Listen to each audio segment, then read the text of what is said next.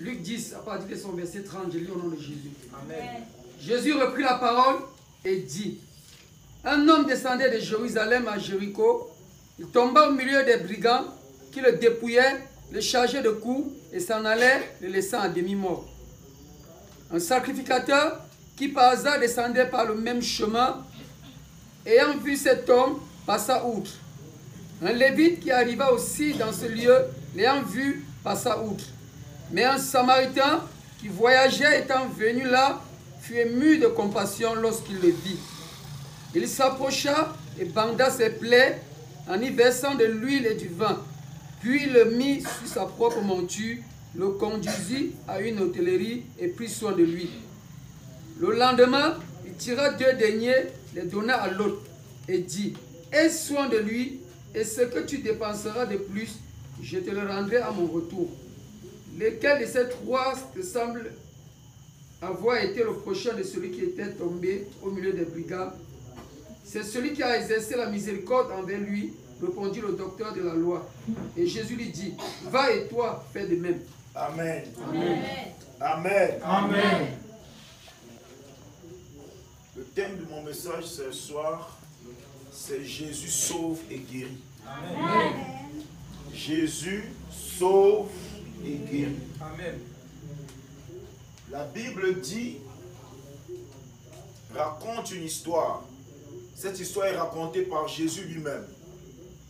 De telles histoires s'appellent des paraboles. Jésus veut enseigner quelque chose, mais il va passer par une histoire pour donner une image et se faire comprendre plus facilement. Amen. Alléluia. Amen. La Bible dit qu'il y avait un homme qui descendait de Jérusalem à Jéricho. La première chose que je vais noter, c'est qu'il descendait. Il ne montait pas. Amen. Il descendait de Jérusalem à Jéricho. Et cet homme-là a été rencontré par des brigands qui l'ont totalement dépouillé et assommé. Et ils ont pris certainement tout ce qu'il avait, même sa monture. Et ils l'ont laissé en route, assommé avec des blessures. Cet homme était certainement près de la mort.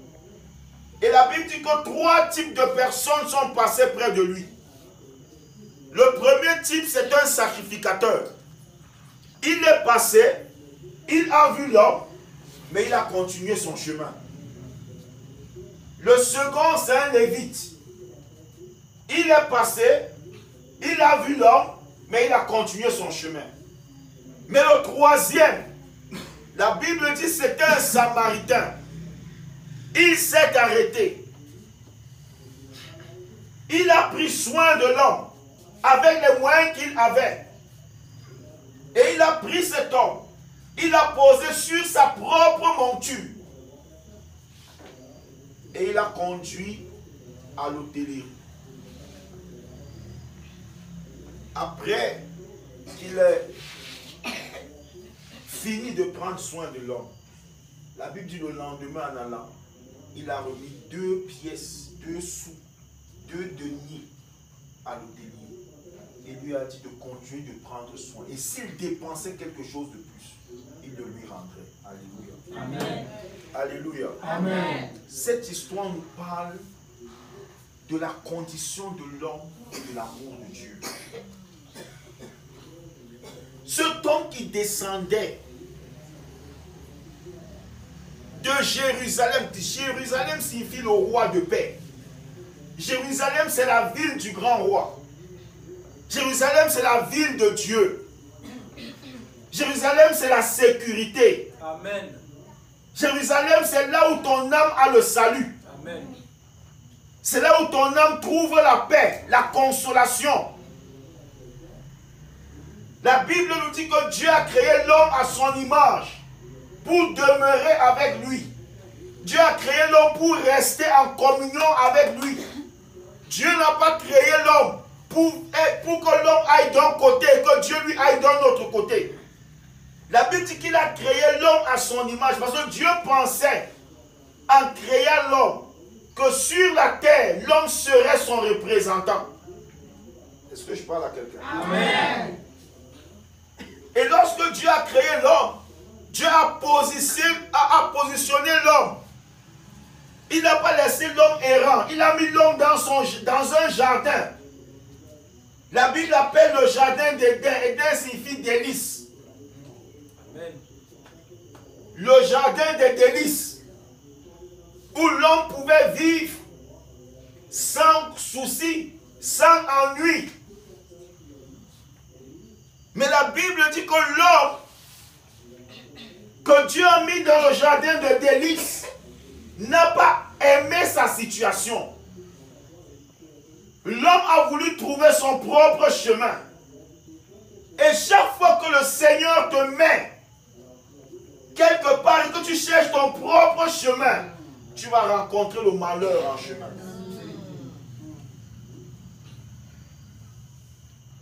Ce temps, quand il était en Jérusalem, il était en sécurité. Amen. Quand il était à Jérusalem, il n'avait pas de problème. La Bible dit qu'il descendait. Ça veut dire qu'à Jérusalem, il était à la hauteur. Amen. Il était béni. Mais il n'est pas resté en communion avec Dieu. Il a voulu aller à Jéricho. Quand vous lisez l'histoire de Jéricho, dans Josué chapitre 6, on vous dit que Jéricho, c'est une forteresse. Une ville barricadée. Où personne n'entre, personne ne sort. Ça parle des liens de la mort et du séjour des morts. Jéricho, c'est le séjour des morts. Comment peux-tu quitter Jérusalem pour Jéricho? Exactement, c'est ce que l'homme fait tous les jours. Quitter la présence de Dieu. Quitter le lieu où Dieu t'a placé. Pour aller chercher tes propres voies. La Bible déclare qu'il est tombé sous le joug des brigands. Et les brigands l'ont totalement dépouillé. Totalement dépouillé. Totalement dépouillé. Il y a des gens à qui Dieu avait donné la santé et la grâce. Mais ils sont eux-mêmes allés chercher des maladies parce qu'ils allaient chez les marabouts pour chercher la protection. Au lieu de chercher la protection en Dieu, toi-même tu allais chercher les démons qui te poursuivent aujourd'hui. Ce n'est pas Dieu. C'est toi-même qui allais les chercher.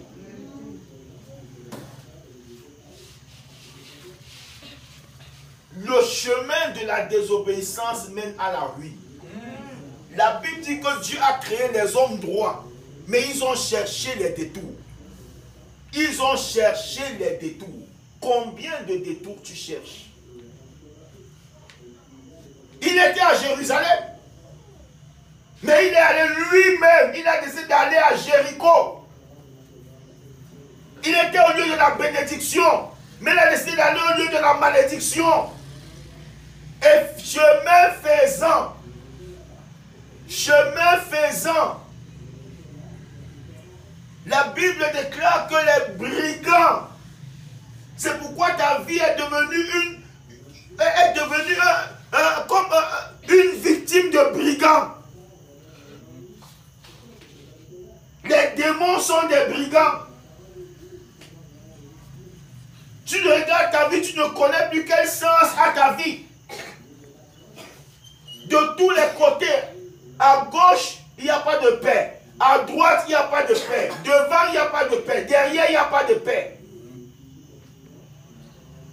Parce que les brigands de cette vie t'ont totalement enchaîné. Tu étais allé chercher la protection pour tes enfants. Mais aujourd'hui, ils sont tous envoûtés. Parce que tu es allé chercher la protection sur celui qui ne peut pas protéger. Les gens rentrent dans des maisons, certains ont enterré des choses. Mais comment une chose que tu as enterrée peut te protéger alors qu'elle est enterrée?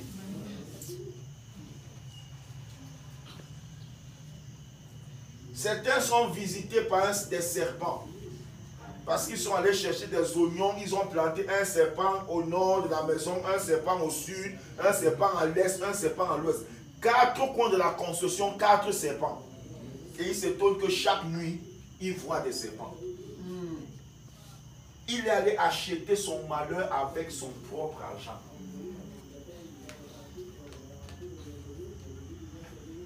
Oh, je suis parti, moi je suis pas allé chercher. J'ai écouté une femme dans un taxi dire à quelqu'un, moi je ne vais pas chez les marabouts pour tuer quelqu'un. Hein. Je vais pour chercher ma protection. Non, la protection ne se trouve pas chez les marabouts. Amen. Ce n'est pas Satan qui t'a créé. Celui qui t'a créé peut te protéger. Amen. Oh, je vais chercher. Mais avant qu'elle n'y aille, est-ce qu'elle était morte? Beaucoup de personnes, tu as ouvert des portes au diable parce que tu n'as pas voulu rester là où Dieu t'avait placé. Et la Bible dit que l'homme, à cause de son orgueil, Dieu lui a dit, tu vas rester dans le jardin d'Éden, mais ceci tu ne feras pas. Il a dit non. Oh, Satan est venu lui dire, si tu fais ça, tu seras comme Dieu. Il voulait être l'égal de Dieu. Toute personne qui désobéit à Dieu prouve par là qu'elle est plus sage que Dieu. Beaucoup se croient plus sages que Dieu. Ils trouvent qu'ils sont plus sages que Dieu. Tout quand Dieu dit ne fais pas, ils disent oh non, je vais quand même faire pour essayer de voir. Ok, tu vas donc voir. Mais tu sais, personne ne peut emprunter le chemin qui mène à Jéricho sans être agressé. Dis ça pour quelqu'un. Dis ça à quelqu'un.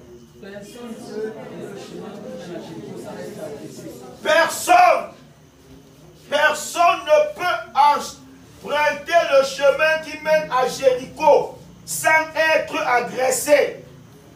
C'est pourquoi ne t'étonne pas, n'accuse pas Dieu.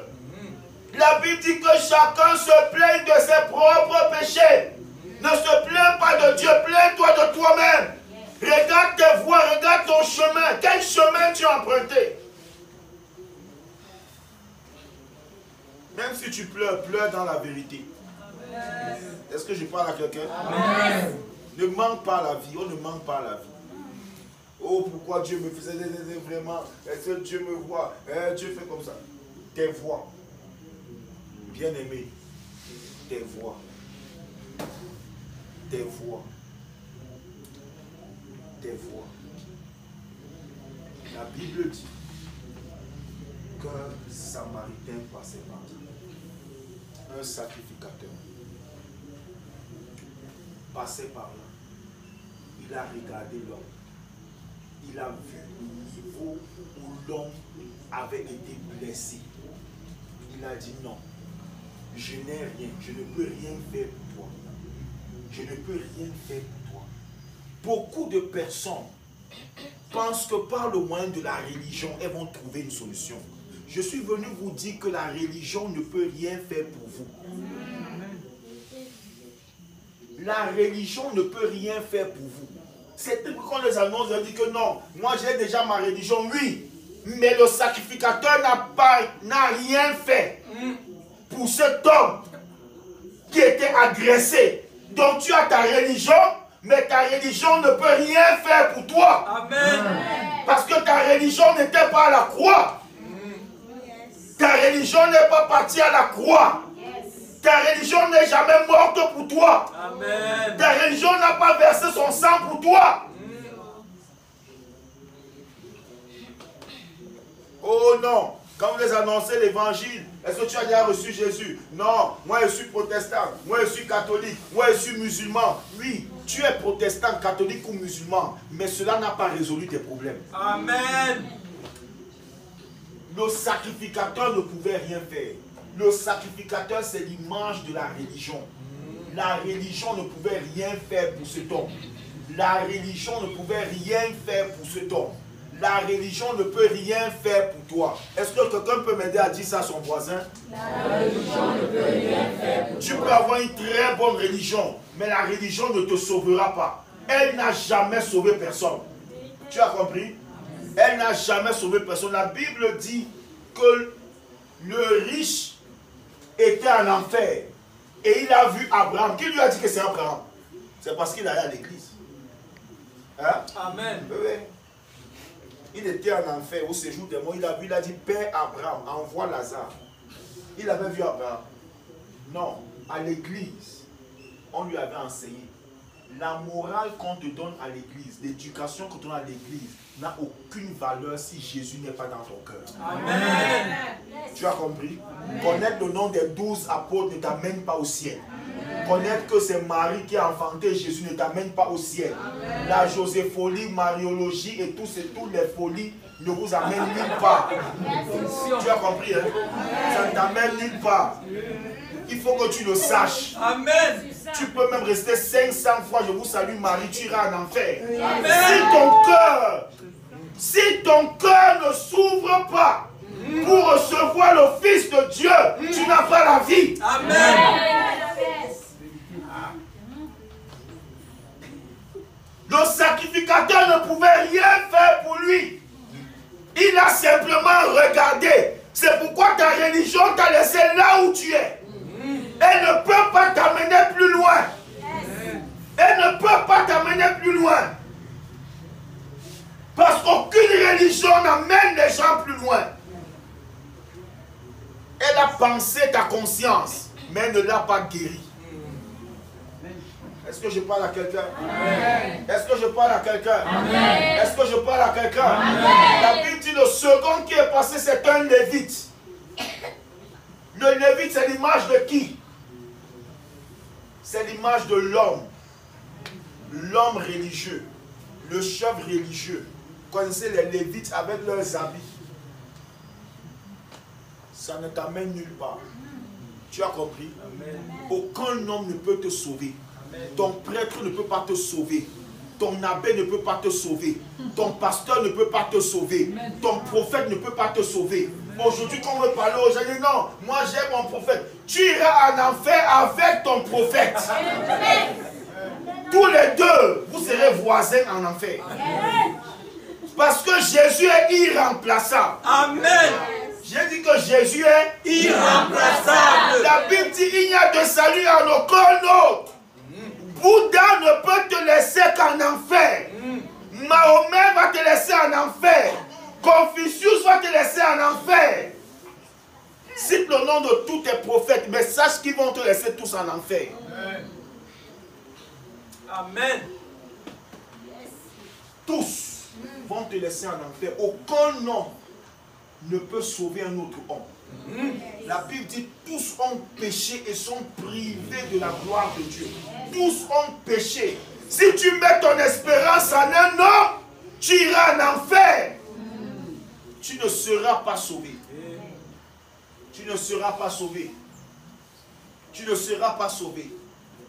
J'ai vu des gens à Yaoundé porter des bidons d'eau. Ils suivaient Père Soufou. Père Soufou est mort. Et leurs bidons aussi sont morts.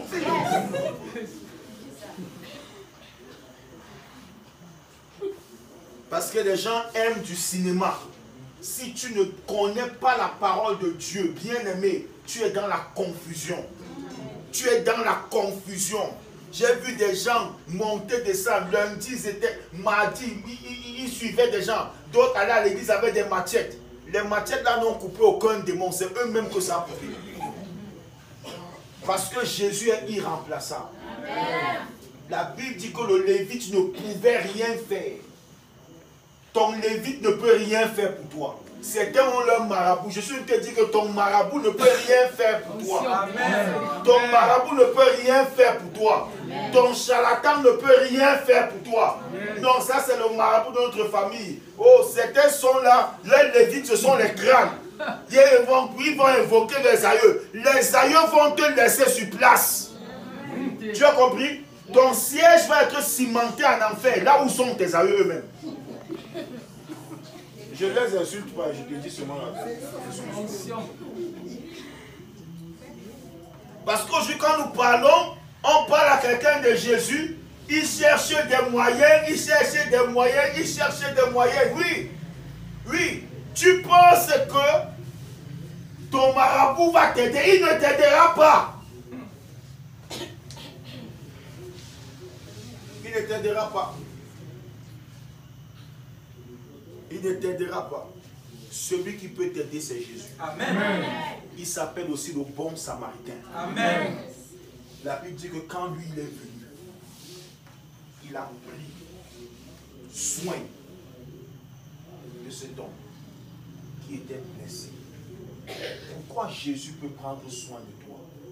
C'est parce que la Bible dit que lui qui n'avait pas commis de péché, le Fils de Dieu qui n'avait pas commis de péché, Dieu l'a fait devenir péché, afin que toi et moi, nous recevions par lui la justice de Dieu. Est-ce que je parle à quelqu'un? Amen. La Bible dit qu'il a pris, il est descendu de sa monture et il a posé le blessé sur sa monture. Quand tu viens à Jésus, Jésus prend ta vie. Il prend ta malédiction. Il prend ta malédiction. Il prend ta malédiction. Il prend les sorts qui t'ont été jetés. Il prend ton péché. Il prend ta maladie. Il la prend sur lui. Et lui, il t'accorde sa bénédiction. Il t'accorde sa santé. Il t'accorde sa vie. Jésus fait un échange. Il prend le mauvais sur lui. Parce que sur la croix, il a payé un prix pour ça. Jésus a payé un prix pour ta vie. Jésus a payé un prix pour ton âme. Jésus a payé un prix pour que tu ne souffres pas le malheur que tu es en train de souffrir. Il a payé un prix pour que les péchés de tes ancêtres ne retombent pas sur toi. La Bible dit qu'à Golgotha, il a versé son sang. Il a versé son sang. Il a livré sa vie. Il a dit, je la donne. Je donne ma vie pour mes brebis. Le bon samaritain, lorsque tu le rencontres, il ne peut pas te laisser par terre.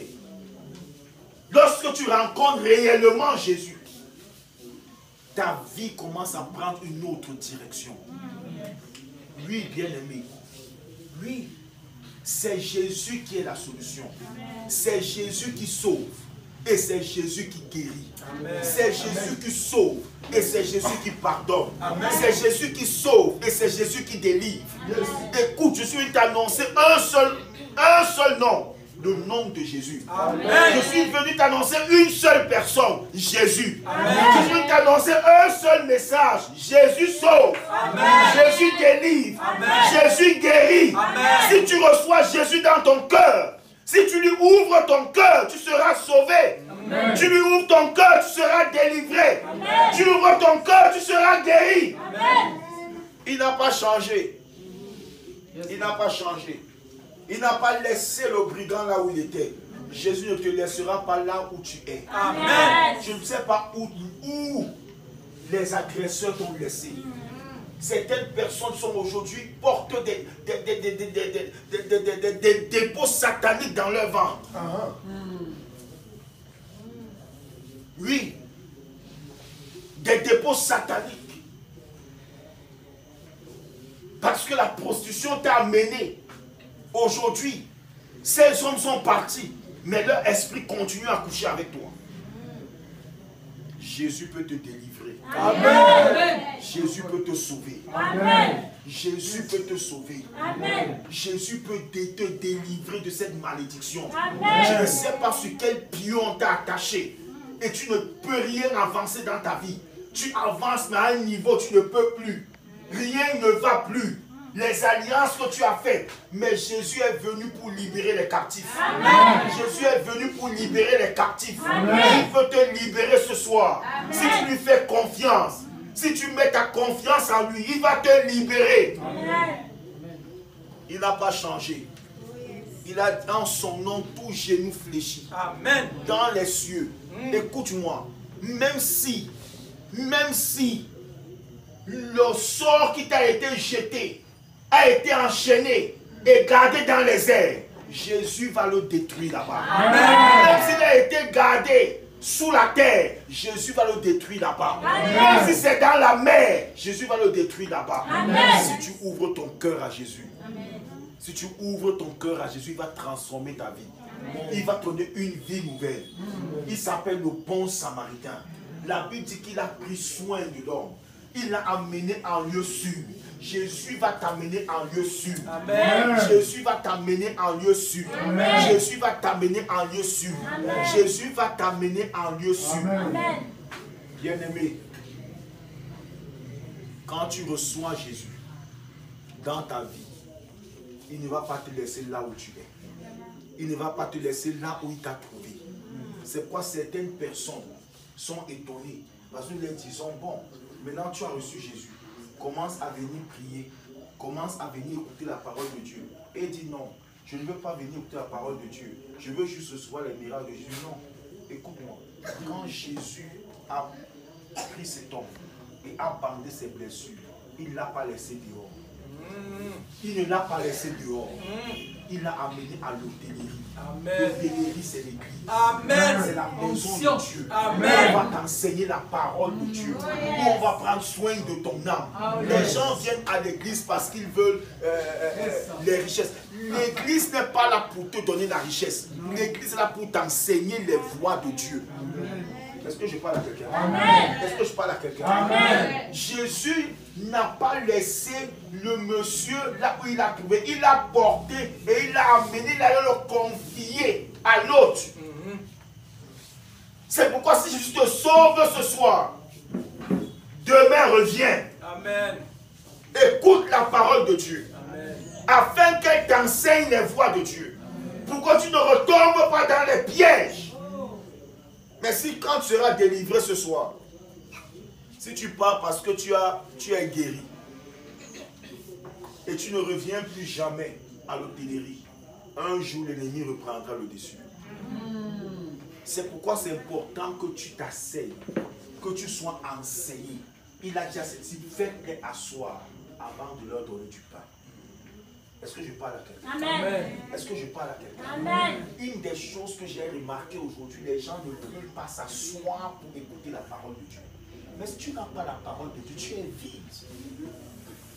Comment tu vas connaître la pensée de Dieu? La pensée de Dieu, c'est sa parole. Amen. La sagesse de Dieu, c'est sa parole. L'intelligence de Dieu, c'est sa parole. Amen. Est-ce que j'ai parlé à quelqu'un? Amen. Jésus est ici ce soir. Amen. Jésus est ici ce soir. Amen. Bien-aimé, Jésus est ici ce soir. Amen. Nous ne sommes pas venus t'annoncer une nouvelle religion. Nous sommes venus t'annoncer qu'il y a un sauveur. Nous sommes venus t'annoncer qu'il y a une vie, qu'il y a un sauveur qui peut transformer la vie. Je suis venu te dire qu'il y a un nom qui est au-dessus de tous les noms. Il y a un nom qui brise les chaînes. Il y a un nom qui ouvre la porte des prisons. Il y a un nom qui délivre de la malédiction. Il y a un nom qui délivre des liens du péché. Ce soir, je voudrais que tu coupes ta tête, que tu commences à lui parler. Je ne sais pas dans quel domaine tu veux qu'il t'aide, mais commence à lui dire. Commence à lui dire. Commence à lui dire. Commence à lui parler. Jésus est ici ce soir. Jésus est ici ce soir. Jésus est ici ce soir. Jésus est ici ce soir. Jésus est ici ce soir. Jésus est ici ce soir. Et il frappe à la porte de ton cœur. Si tu ouvres, il va entrer. Si tu ouvres, il va entrer. Et il va faire une œuvre dans ta vie. Si ce soir, tu veux ouvrir ton cœur à Jésus, pendant que nous sommes en prière, je voudrais que tu te lèves là où tu es. Je veux prier avec toi.